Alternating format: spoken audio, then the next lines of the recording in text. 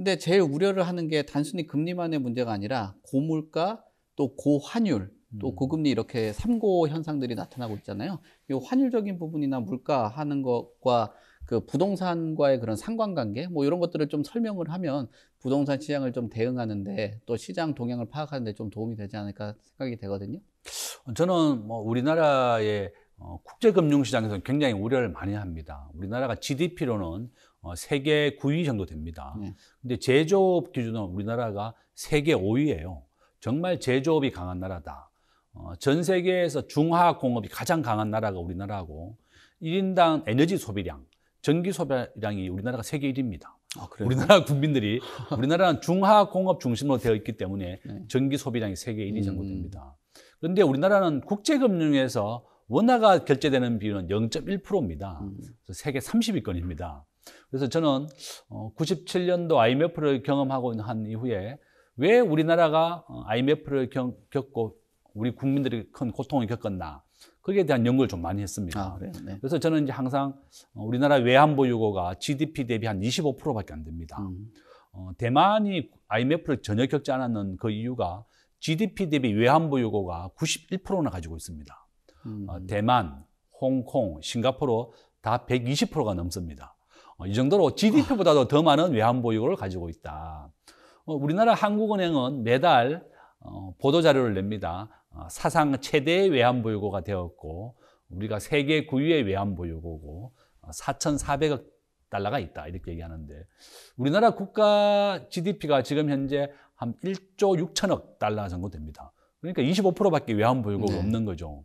그러니까 환율이 전 세계에서 가장 많이 오른 나라 중에 하나가 되었고 환율이 지금 25% 올랐습니다. 1,100원에서부터 지금 1,440원까지 왔기 때문에 그렇고 저는 이런 추세가 이어진다면 아마 1,500원, 내년에는 1,600원도 갈 수 있다. 저는 그렇게 우려가 하고 있고 그래서 제가 이제 항상 주장하는 바는 제2의 IMF 위기를 막지 않기 위해서 우리가 한미 통화 사업으로 빨리 맺어라. 그다음에 한일 통화 사업으로 맺을 수 있으면 좀 빨리 맺어라. 그렇게 요구하고 있는 거죠. 우리가 2008년도에는 한미 통화 스와프가 600억 달러가 있었고 한일 통화 스와프는 700억 달러나 있었습니다. 우리가 97년도 IMF에는 여러분들이 미국과 일본이 왜 우리를 안 도와줬을까 생각하시겠지만 미국과 일본이 가장 먼저 돈을 빼나갔습니다. 한국의 경제가 너무 많이 성장을 했고 자기 두 나라에 도전을 한다 그러면 한국 경제를 일순간에 망가뜨릴 수 있는 게 바로 국제금융시장입니다. 그래서 우리나라의 전체 주식시장의 외국인 투자 지분이 지금 30%거든요. 최고 35%까지 갔다가 이미 외국인들이 한 5% 돈을 뺐습니다. 환율이 오르면 더 오르기 전에 돈을 빼버려서 빨리 미국에 가져가는 거죠. 만약에 1,500원 됐다 그러면 1,500원을 줘야지 1달러를 가져가기 때문에 1,300원, 1,200원 할 때 빨리 주식을 팔아서 미국의 달러를 가져가는 겁니다. 그래서 요점은 뭔가 하면 우리 한국은행이 빨리 한미 통화 스와프나 한일 통화 스와프도 맺어야 되겠고 그 다음에 뭐 이창용 국장 한원 총재가 며칠 전에 얘기했습니다. 우리나라 환율이 더 오른다 그러면 다시 한미 통화 스와프 얘기를 하겠다 적극적으로 얘기했었고 저는 우리가 너무 과거에 연연해서 80년 전에 이제 우리 위안부 문제나 징용 문제가 있었는데 80년 전에 그 일본의 과거사 문제를 가지고 일본에 계속 매달리는 것보다는 우리가 좀 협조할 것을 좀 하자. 중국의 덩소평은 난징 사건이나 중일 전쟁 때 엄청난 피해를 입었지만 지금 위하도라고 그래서 따오따오라는 섬이 있거든요. 청일 전쟁 때 중국이 뺏긴 섬인데 일본이 차지하고 있습니다. 덩소평은 일본을 방문해서 이런 과거 문제는 앞으로 미래 세대에게 넘기겠다고 얘기하고 일본의 자금으로 중국을 세계 2위의 국가로 만들었습니다. 요점은 우리가 과거 문제보다는 앞으로 미래 세대에 이런 과거사 문제를 넘기고 미국과 일본과 우리가 협조할 것은 좀 받아서 좀 협력을 해야 된다. 금년 말 기준으로 1인당 구매력 지수가 한국이 일본을 이겼습니다. 네. 이 정도로 여러분들이 자부심을 가져야 된다. 우리 한국인들이 일본보다도 더 잘 산다는 얘기죠. 결론은. 우리나라는 무역 의존도가 75%입니다.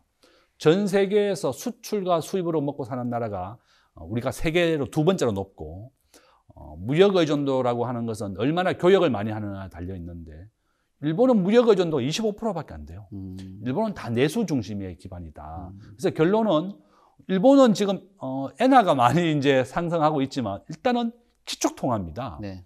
기축 통화라고 하는 것은 국제 결제에서 결제를 하는 통화를 말하는 건데 미국 달러가 한 60%, 그다음에 유로화, 그다음에 엔화가 한 3% 정도 결제하는 겁니다.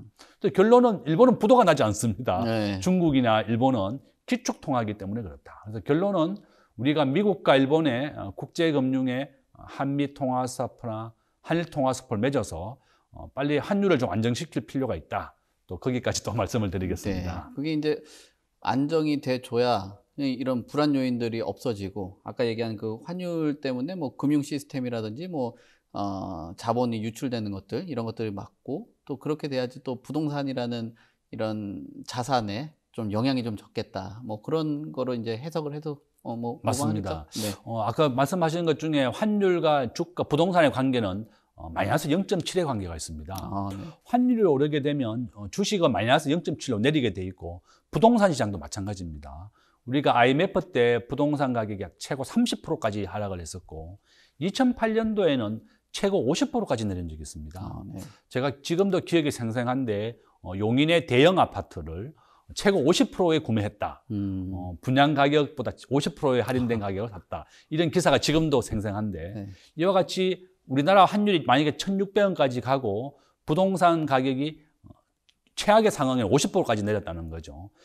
이와 같이 뭐 일반적으로 50%가 내린 것이 아니라 아주 특수한 몇몇 것이 이렇게 50%까지 급락을 했다는 겁니다. 네. 그래서 아마 올 연말에 이제 환율이 1,500원, 내년에 정부가 철저하게 대비를 하지 않으면 1,600원까지 갈 겁니다. 네. 이와 같이 환율은 주가나 부동산 시장에 마이너스 0.7에 아주 반대의 영향을 준다. 이렇게 또 명심하시면 되겠습니다.